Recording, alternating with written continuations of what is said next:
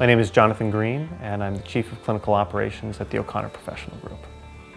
In my role, I oversee all the clinical decision-making that happens at the company and supervise all of our clinicians. We have about 20 full-time staff located between our New York and Boston offices, and about 80 staff that are located all over the country. Those staff also do work internationally, and if needed, we call upon international resources for certain cases. One of the challenges that families have when they first come upon us is really understanding exactly how we work. And the metaphor I use with families is that we're like a general contractor for behavioral health problems. So if you think about it, if you have an issue in your home, you're going to call in a general contractor, have them understand what's going on, provide an assessment of the situation, and they're also going to call in qualified professionals for the pieces of the work that they can't do. We're doing very much the same thing with families, often meeting them in crisis or when they have a prolonged behavioral health problem. We're coming in, we're meeting with the family, we're meeting with loved ones, we're meeting with other providers associated with the case. And we're helping them to understand where the problems lie and how we can help. This is what's unique about the work we do at O'Connor Professional Group.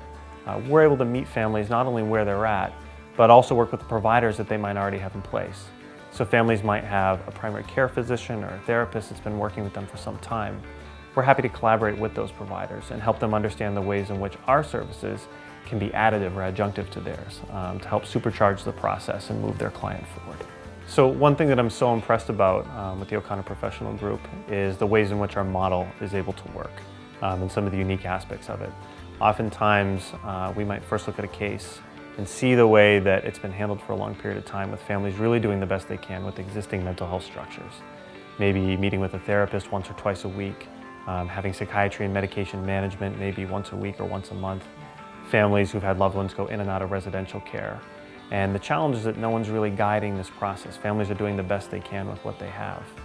And what's unique about what we do and what's really effective is we're able to provide wraparound services to take all those great tools that are available and create a plan to help families and loved ones understand how best to use those tools. One of the challenges that families often have and that they come to us with is a concern that their loved one won't engage in treatment, won't engage in therapy, won't engage in any services really. This is a problem that we're used to helping families address and in many cases solve. What can often happen is that families want to support their loved one that's struggling with a mental health problem. Inadvertently, sometimes they'll end up reinforcing that person's ill behavior. And so what we help families to do is identify leverage, points of leverage that they can use to help their loved one get engaged in services, whether that's therapy or our services, whatever the story might be.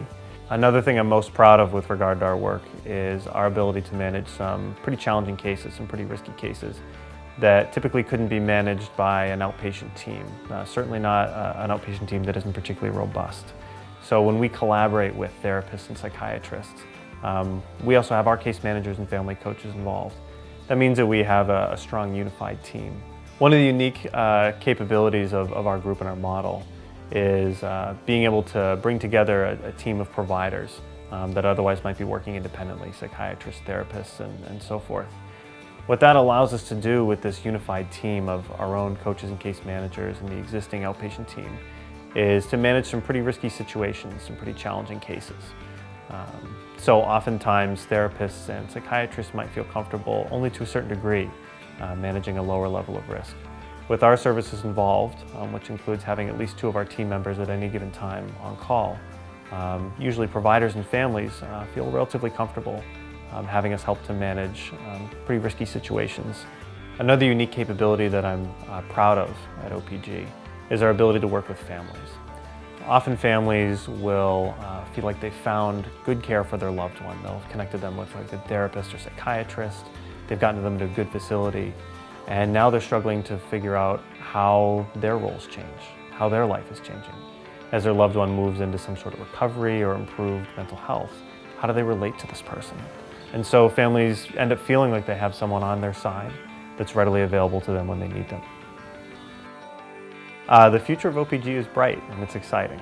Right now, we're growing rapidly, which it's been an interesting time to be at the company, an exciting time. It's that moment that you really hope for when something like a startup goes from being a startup to really accelerating, hitting the gas and trying desperately to keep up with all the good business that's coming in. Where I'm hoping we are and where I expect we'll be in a matter of 5 or 10 years is having many offices across the country, not just our New York and Boston offices, but being in most major cities across the country, being able to provide services at an even higher rate than we are right now, and being able to service even more clients internationally, so that we'll be the go-to firm for families that are struggling with complex mental health problems.